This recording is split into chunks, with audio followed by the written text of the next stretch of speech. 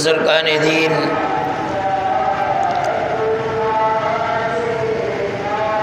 عزیز دوستوں، ساتھیوں،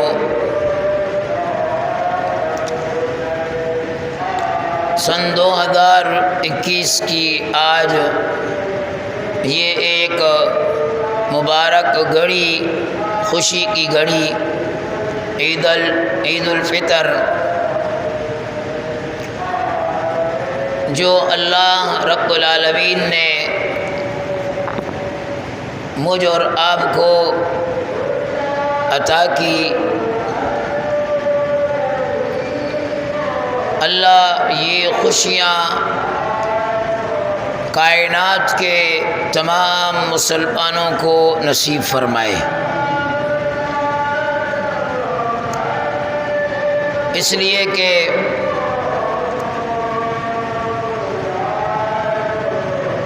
کچھ مسلمانان عالم وہ بڑے کرب میں ہیں، بڑی تکلیف میں ہیں، اور ایک مسلمان ہونے کے ناطے اگر ہم اور کچھ نہ کر سکیں تو کم از کم انہیں اپنی دعاؤں میں تو یاد رکھ سکتے ہیں۔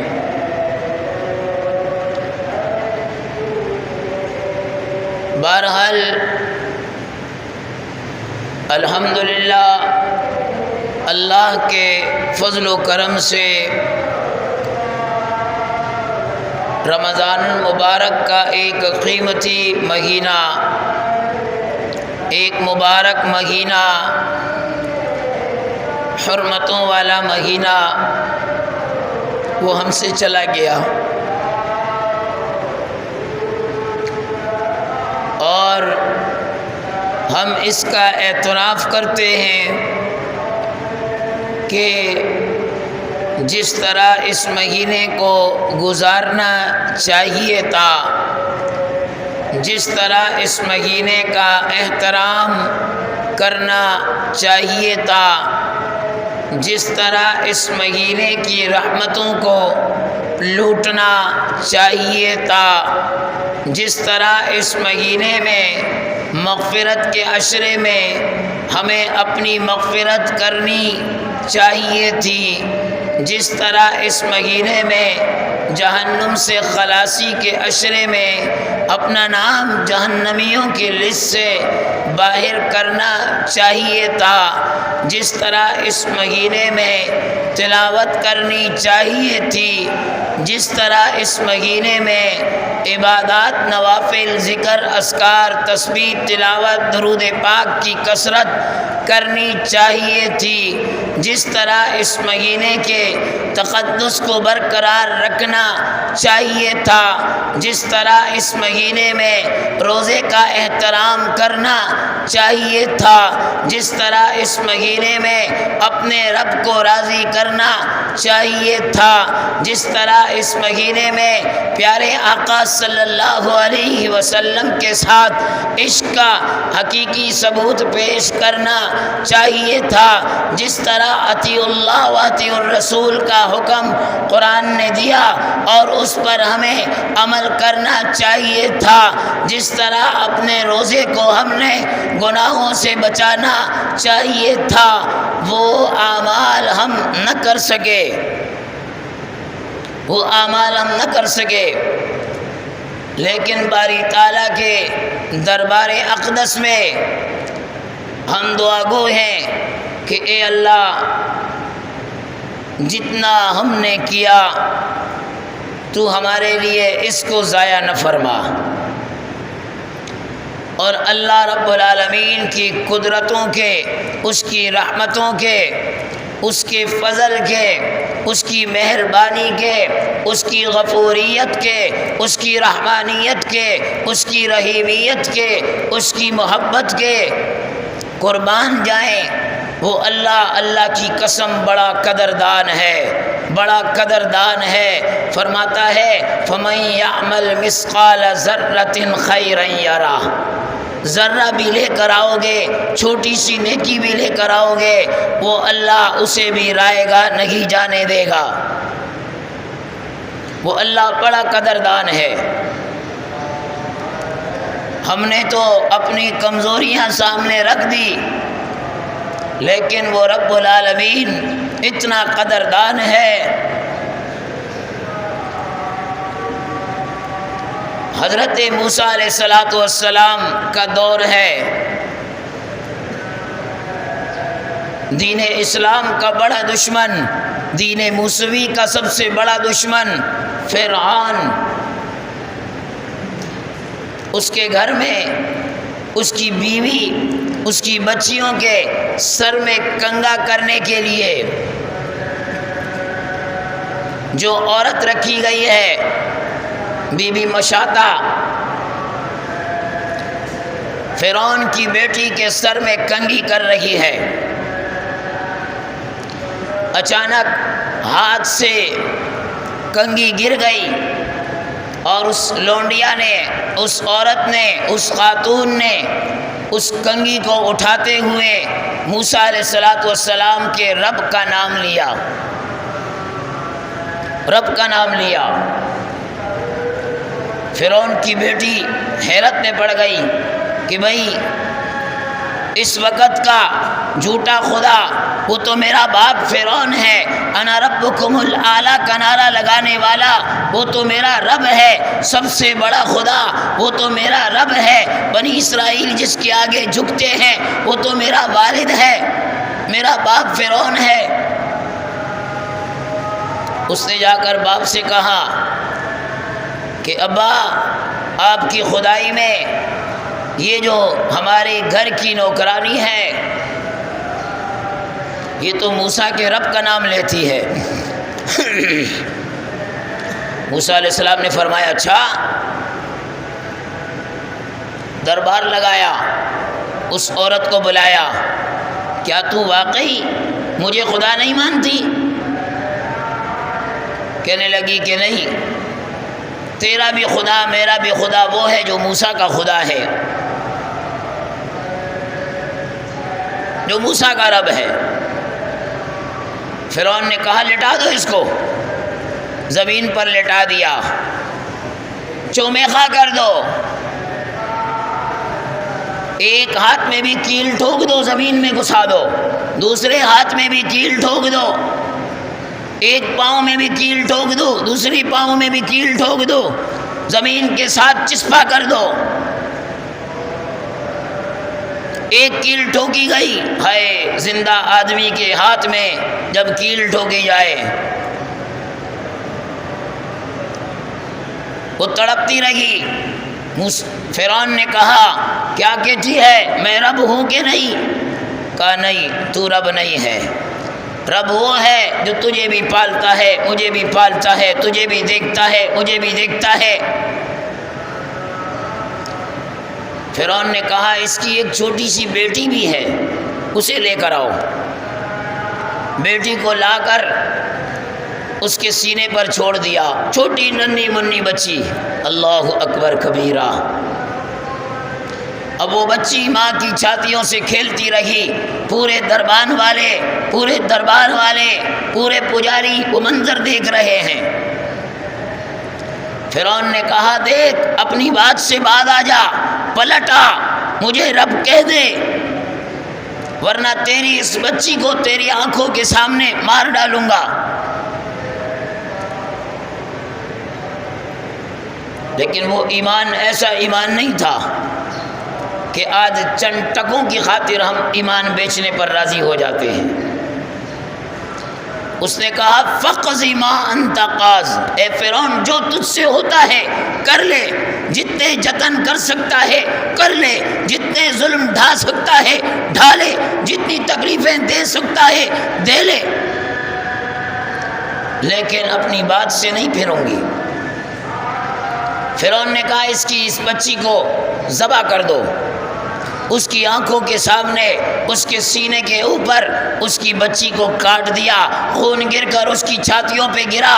ہائے ملیر کے مسلمانوں، بتاؤ اس ماں پر کیا گزری ہوگی، وہ ماں کیسی تڑپی ہوگی۔ ماں تڑپ رہی ہے، فرعون نے کہا دیکھ اب بھی باز آ جا، اس نے کہا نہیں ہو سکتا۔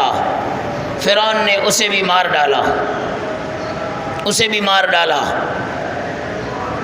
اور جب فارغ ہو کر اپنے کمرے کی طرف آیا غصے میں بھرا ہوا کہ 2 ٹکے کی عورت وقت کے بادشاہ کے سامنے زبان چلاتی ہے، مار ڈالا۔ اپنے کمرے میں آیا، اس کی بیوی کھڑی ہے فرعون کی، اور فرعون بڑبڑا رہا ہے۔ بیوی نے کہا ارے معصوم بچی کو مار ڈالا، اس عورت کو مار ڈالا، ذرا بھی تیرے دل میں ترس نہیں آیا؟ اس نے کہا کیا کہتی ہے تو؟ کیا تو بھی ایمان لا چکی ہے؟ فرمایا ہاں میں بھی ایمان لا چکی ہوں موسیٰ کے رب پر۔ فرعون نے کہا دیکھ اس کا کیا حشر کیا، تیرا بھی یہی معاملہ ہوگا۔ بیوی نے کہا کچھ بھی کر۔ دوبارہ دربان لگایا گیا، دربار سجا دیا گیا۔ وہ عورت جو محل کی ملکہ، وہ عورت جو آنکھ کا اشارہ کرے ہزاروں نوکر سامنے کھڑے ہو جائے، وہ عورت جو ملکہ کہلاتی ہے، حکم ہوا کہ اس کو پکڑ کے لاؤ۔ پکڑ کر لے آیا، دربار میں حاضر کر دیا۔ فرعون کہتا ہے ہاں بتا مجھے رب مانتی ہے یا موسیٰ کے رب کو؟ کہا فرعون موسیٰ کے رب کو رب مانتی ہوں۔ بڑی عورت، ملکہ، بادشاہ کی بیوی، لوگ حیران ہیں ہو کیا رہا ہے۔ فرعون اتنا ظالم ہے، اقتدار کے نشے میں لوگ اتنے اندھے ہو جاتے ہیں۔ فرعون نے کہا اس کے کپڑے اتار دو، کپڑے اتار دو اس کے۔ ایک مرد کو اگر مردوں کے بیچ میں ننگا کر دیا جائے، وہ کہتا ہے کہ زمین کھلے میں گھس جاؤں مر جاؤں، لیکن یہ نوبت نہ آئے چاہے کہ پھر ایک عورت ذات اسے مردوں کے درمیان میں برہنہ کیا جائے۔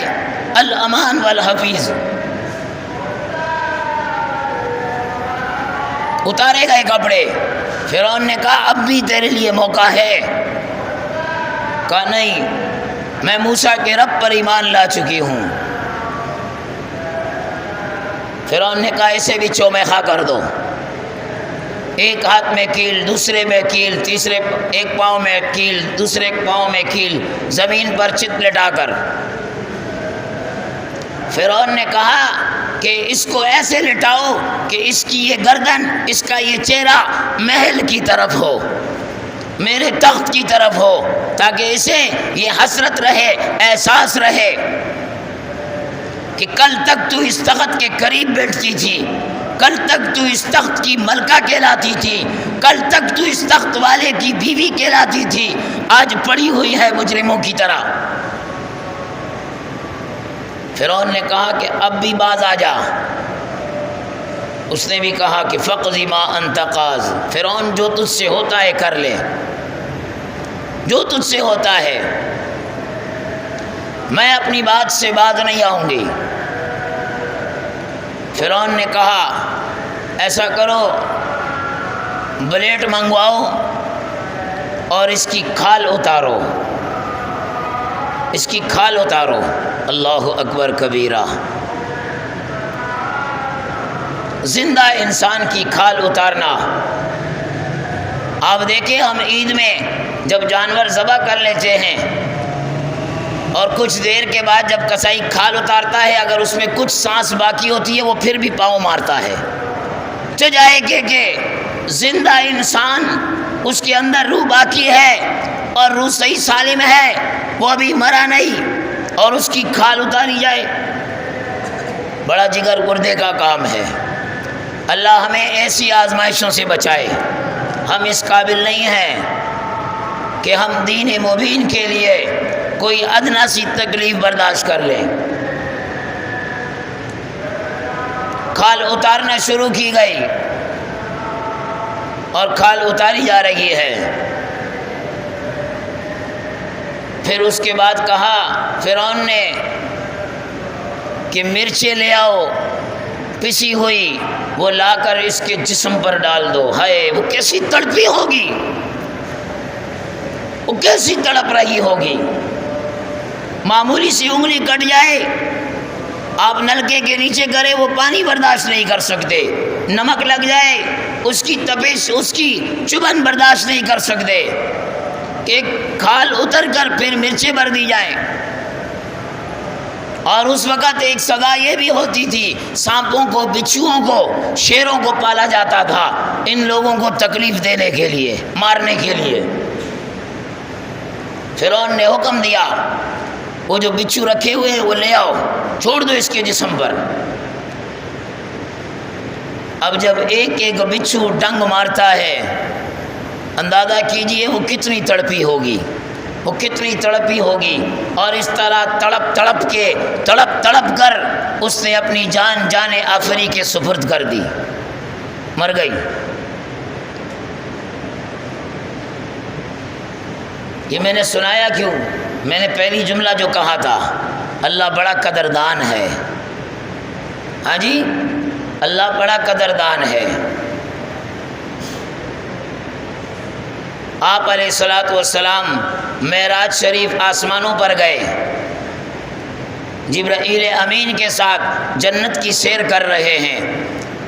ایک جگہ دیکھا بڑی تیز خوشبو آ رہی ہے، بڑی بہترین خوشبو آ رہی ہے، پورا علاقہ خوشبو سے معطر ہے۔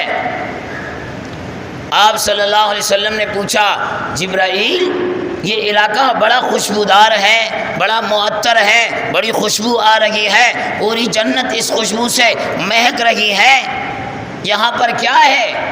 جبرائیل نے فرمایا وہ ایک قبر موجود ہے، یہاں پر ایک قبر ہے۔ جبرائیل یہ کس کی قبر ہے؟ جبرائیل نے فرمایا کہ یا رسول اللہ یہ فرعون کے گھر میں جو خادمہ کام کرتی تھی بی بی مشاطہ، یہ اس کی قبر ہے، اللہ نے وہ قدر کی کہ جنت میں اس کی قبر کو بنا دیا۔ یہ تو لونڈیا جو گھر میں کام کرنے والی خادمہ، اس کے ساتھ اللہ نے یہ قدر کی، قدردانی کا یہ معاملہ کیا۔ آپ علیہ الصلوۃ والسلام کی پہلی بیوی حضرت خدیجہ الکبریٰ، آپ پر ایمان لانے والی پہلی عورت خدیجہ الکبریٰ، آپ کی نکاح میں آنے والی پہلی عورت خدیجہ الکبریٰ، آپ کے بچوں کی ماں بننے والی پہلی عورت خدیجہ الکبریٰ، جب اس کے مرنے کا وقت آیا، جناب نبی کریم صلی اللہ علیہ وسلم نے فرمایا، دیکھا کہ آخری حالت ہے، میری بیوی میرے ساتھ زندگی کے دکھ سکھ بتانے والی آج رخصت ہونے والی ہے۔ فرمایا خدیجہ تو میری پہلی بیوی ہے، لیکن تو مرنے کے بعد اللہ تجھے جنت بھیجے گا، جب تو جنت چلی جائے میری بیویوں کو سلام کہہ دینا، میری بیویوں کو سلام کہہ دینا۔ حضرت خدیجہ الکبریٰ حیران، یا رسول اللہ بیوی میں آپ کی پہلی ہوں، حرم پتنی میں آپ کی پہلی ہوں، نکاح میں سب سے پہلے میں آئی ہوں، آپ کی بچوں کی ماں سب سے پہلے میں ہوں، میرے ہوتے ہوئے کوئی بیوی نہیں ہے، اور آپ کہتے ہو میری بیویوں کو سلام دے دینا۔ فرمایا ہاں اس کی وجہ ہے، وہ کیا کہ جب تو جنت میں جائے اللہ نے فرعون کی بیوی کو یہ اعزاز بخشا ہے کہ جنت میں محمد الرسول اللہ اس کا شوہر ہوگا۔ اس لیے کہ جب فرعون کی بیوی مرنے لگی تھی، اس نے ایک دعا کی تھی اللہ سے، رب ابن لی عندک بیتا فی الجنہ، اے اللہ یہ محل تو مجھ سے چھین لیا، میں تیرے قرب میں تیرے پڑوس میں ایک گھر چاہتی ہوں، اے اللہ مجھے اپنے پڑوس میں ایک گھر عطا کر۔ رب العالمین اتنا قدردان، فرمایا آسیہ تو نے گھر مانگا میرے پڑوس میں گھر بھی دوں گا اور گھر والا بھی دوں گا۔ گھر والا کون ہوگا؟ جو عرش اور فرش کا نبی ہے؟ گھر والا کون ہے؟ جو امام الانبیاء ہے۔ گھر والا کون ہے؟ جو سید الثقلین ہے، سید البشر ہے، ہادی السبل ہے، وہ محمد الرسول اللہ ہے۔ سب کے دو صلی اللہ ہو۔ اللہ اتنا قدردان ہے، اللہ اتنا قدردان ہے۔ تو آج ہم یہ نہ سمجھیں کہ بھائی ہم نے اعمال کیے اور شاید وہ اعمال ہمارے کسی قابل نہیں۔ نیت تو یہی ہونی چاہیے ہے، لیکن میں نے کہا فَمَن يَعْمَلْ مِثْقَالَ ذَرَّةٍ خَيْرًا يَرَهُ۔ اللہ رب العالمین اتنا قدردان ہے کہ انسان کے ذرے ذرے عمل کو بھی وہ رائے گا نہیں جانے دیتا، وہ رائے گا نہیں جانے دیتا، وہ رائے گا نہیں جانے دیتا۔ وہ عمل ہماری نگاہ میں تو چھوٹا ہے، لیکن رب العالمین کے ہاں اس کی بڑی قدر ہے، اس کی بڑی قدر ہے۔ ایک قدم جو اللہ دین کے لیے اٹھاتا ہے، اللہ کے ہاں اس کی بڑی قدر ہے۔ ایک بول انسان جو اللہ کے دین کے لیے بولتا ہے، اللہ کے ہاں اس کی بڑی قدر ہے، بڑی قدر ہے۔ حضرت عبداللہ رضی اللہ تعالیٰ عنہ ایک صحابی ہیں، بچے ہیں، حضرت عبداللہ ذوالفجادین جن سے کہا جاتا ہے، دو چادروں والے حضرت عبداللہ، بچے ہیں، والد کا انتقال ہو گیا، چاچا کے پاس رہتے ہیں اور رشتہ دار ہیں، سب ہیں، لیکن اللہ کے نبی سے محبت، ایمان لے آئے۔ برادری والے، قوم والے، قبیلے والے، اس کے رشتہ دار، اس کے اعزاء اقربا وہ بھی مسلمان نہیں ہیں، ایمان لے آئے اور ایمان کو چھپاتے رہے، لیکن بچے تھے، کہاں ایمان چھپتا تھا۔ ایمان تو ایسی چیز ہے، کہتے ہیں عشق اور مشک کبھی چھپتا نہیں ہے، نہ عشق چھپتا ہے نہ مشک وہ چھپتا ہے، خوشبو دور تک لوگ محسوس کر لیتے ہیں۔ اور ایمان کا عطر، ایمان کا مشک تو ایسا ہے، الامان والحفیظ۔ آج مسلمان ایسے ہیں جو اپنے ایمان کو چھپانے کی کوشش کرتے ہیں کہ کہیں ہم ایمان کی وجہ سے خطرے میں نہ پڑ جائیں۔ باہر جاتے ہوئے کوئی پوچھتا ہے کہ آپ مسلمان ہیں، حیران ہو جاتے ہیں کہ کیا جواب دیں۔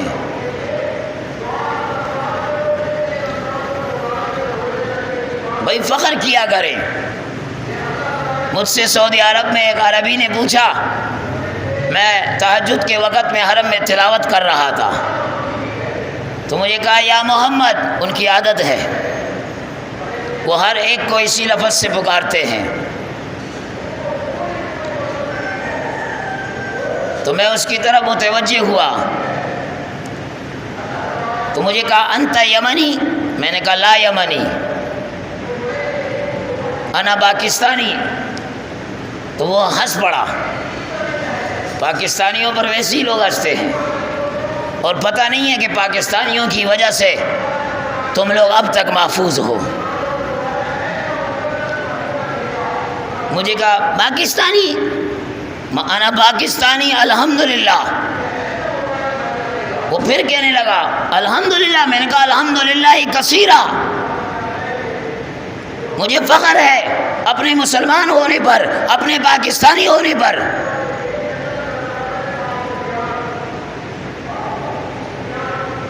تو حضرت عبداللہ رضی اللہ تعالیٰ عنہ،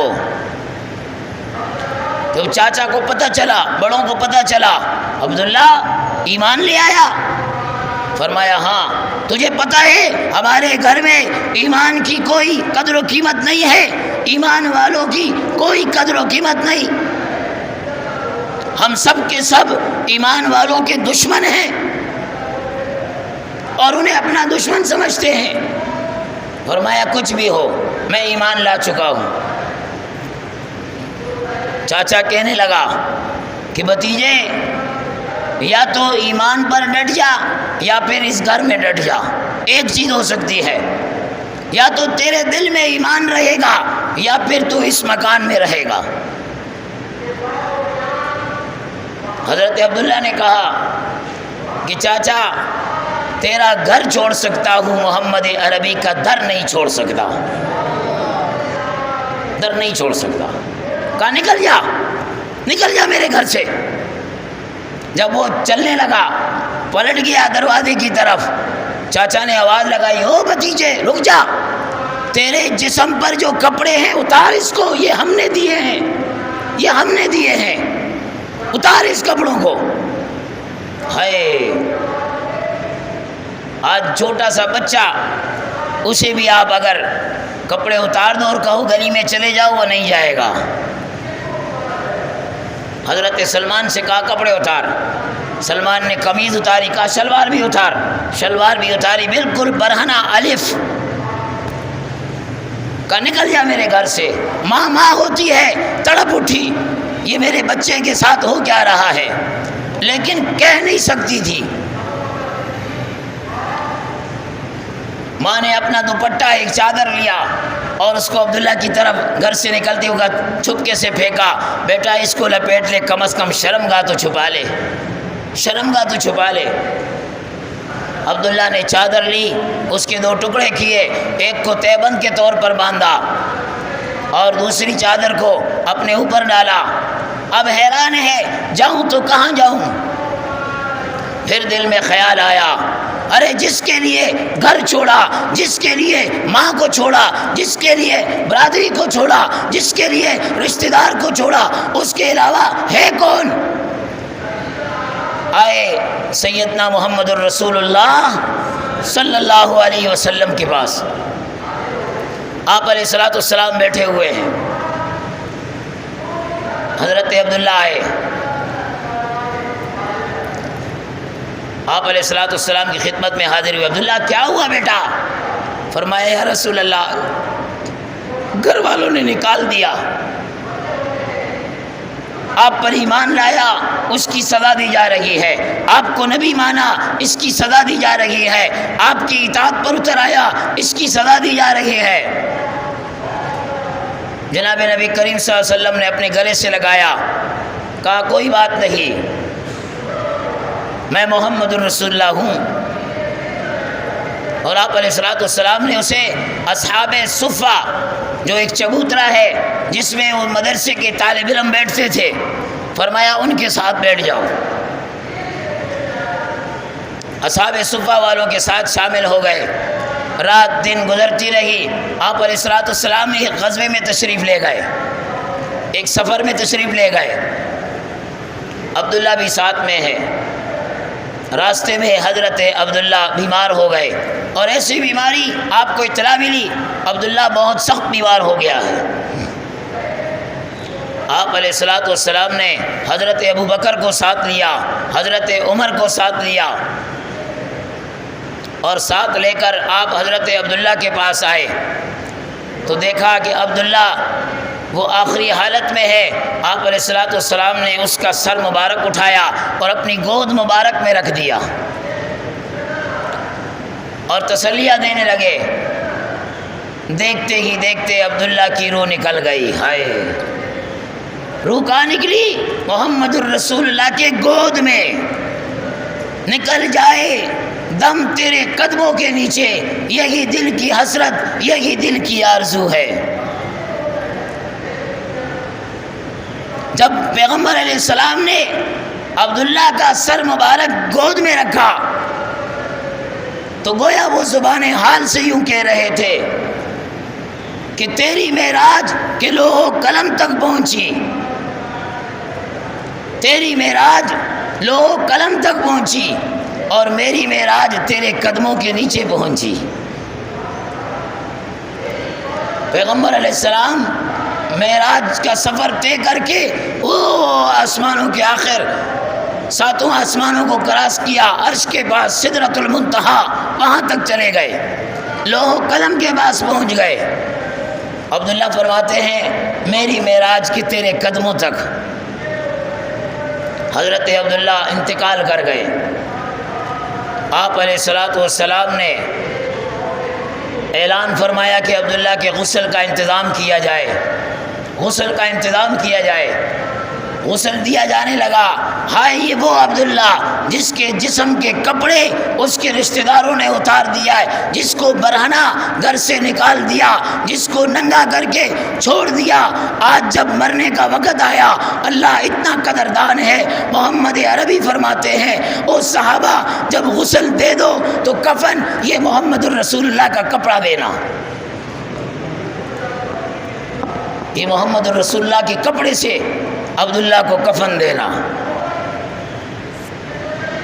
کفن دے دیا گیا، جنازہ پڑھا دیا گیا، قبر میں رکھنے کی بات آ گئی۔ تو دنیا کا یہ اصول ہے، شریعت کا حکم ہے کہ جب کوئی مر جائے قبر میں اس کے رشتہ دار، اس کے عزیز اس کو نیچے اتاریں، اس کے چاہنے والے اس کو نیچے اتاریں، اس کے اپنے اس کو نیچے اتاریں۔ لیکن عبداللہ کا تو ہے ہی کوئی نہیں، عبداللہ تو سب چھوڑ کر آیا۔ اللہ کے نبی نے دیکھا، فرمایا سب پیچھے ہو جاؤ، آج عبداللہ کو محمد الرسول اللہ اپنے ہاتھوں سے قبر میں اتارے گا، اپنے ہاتھوں سے۔ اور پیغمبر نے اپنے ہاتھوں سے عبداللہ کو قبر میں اتارا، قبر میں اتارا۔ اور جب قبر میں اتار کر رکھ دیا تو آپ علیہ السلام دعائیں دینے لگے۔